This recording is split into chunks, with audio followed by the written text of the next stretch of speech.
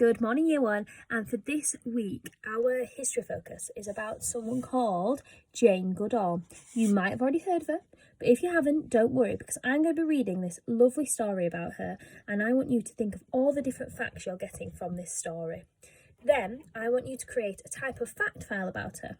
This can be presented in any way you want, so it might be a list of information, it might be a mind map, it might be a PowerPoint, you never know. Whatever you feel comfortable doing, that's what I want you to do.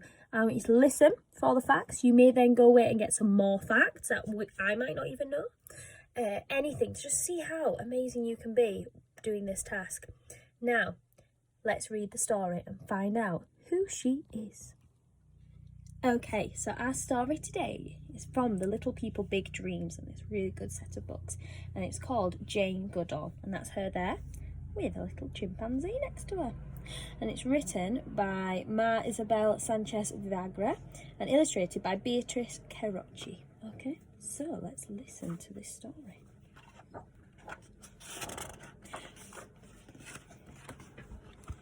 When Jane was a little girl, her father gave her a stuffed chimpanzee called Jubilee. She carried him wherever she went.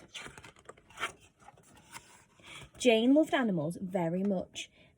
She wanted to live in the jungle with wild chimpanzees, just like the heroes of her bedtime stories, Tarzan and Jane.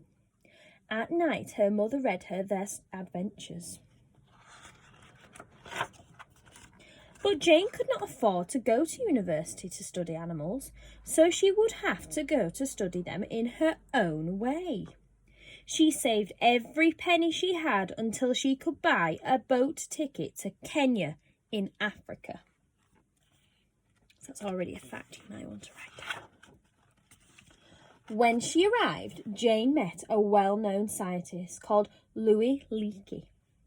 He was looking for a chimpanzee researcher willing to study them in the wild.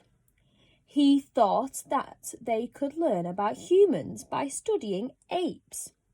It was the opportunity Jane had been waiting for. So Jane took another journey to the shores of Gombe in Tanzania. To start with, she couldn't see any chimpanzees, but she had the feeling that they were near, watching her.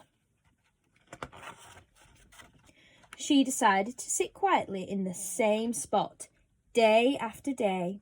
Finally, a small group of chimpanzees appeared and let her sit with them. Jane had been accepted into the family. Instead of numbering them, as all the other scientists did, Jane decided to give every chimpanzee a name.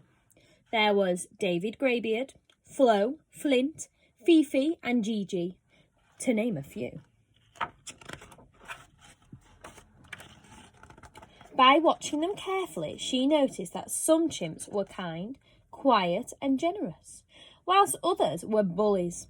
It seemed that humans and chimps were not so different after all. Then Jane made another incredible discovery. Chimpanzees could make their own tools. This was something only humans were thought to do. Jane's talent was so quickly recognised by Cambridge University. Here, she studied for her doctorate in animal behaviour, and it wasn't long before she wrote her first article for one of the most famous science magazines.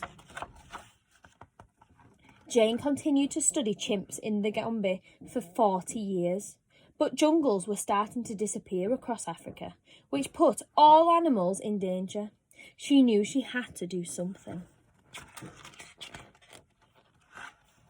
Jane joined the countless projects to protect nature. She was no longer just a courageous researcher, but also the most determined wildlife defender the world had ever seen. And the little girl who loved animals challenges us to be kind to nature, because if chimpanzees can live in harmony with their environment, we can too. And then on here, I will upload a picture of this because this is amazing. It has a timeline of her events, which might help you as well. So some more facts about Jane Goodall is she was born in London. When she was 1, her father gave her a cuddly toy. Some people thought it would scare her, but she loved it, and it fostered her early love of animals. From a young age, Jane dreamt of living in Africa, where she could watch and write about animals. Jane's mother encouraged her dream and told her she must never give up. When Jane left school, she couldn't afford to go to university, so she worked hard enough to earn money and follow her dream. In 1957, she travelled to Kenya. There she met with a very special scientist called Dr. Louis Leakey, who was so impressed with Jane that he hired her as his assistant. So then she travelled to the Gombe Stream chimpanzee reserve in Tanzania to study chimps in the wild. At first it was hard to get close to them, but Jane waited patiently every day, giving them their space. Soon they accepted her. By watching them closely, Jane made many groundbreaking discoveries. Most importantly, she saw chimps making and using tools. This was something only humans were thought to do. Jane showed there isn't a sharp divide between humans and primates after all. Later, Jane studied for her doctorate and became a world-leading expert on chimpanzees. Now, Jane dedicates her life to conservation and education, spreading the message that we can all make a difference to the future of our planet. Okay, so that is our story, and it's real life. It's all about this famous person. Now, she's still alive today, but she's a bit older now, so she can't do as much of her research. But I would like it if you can rewind the video and get some more facts. You can Google some more about her and get some facts that way.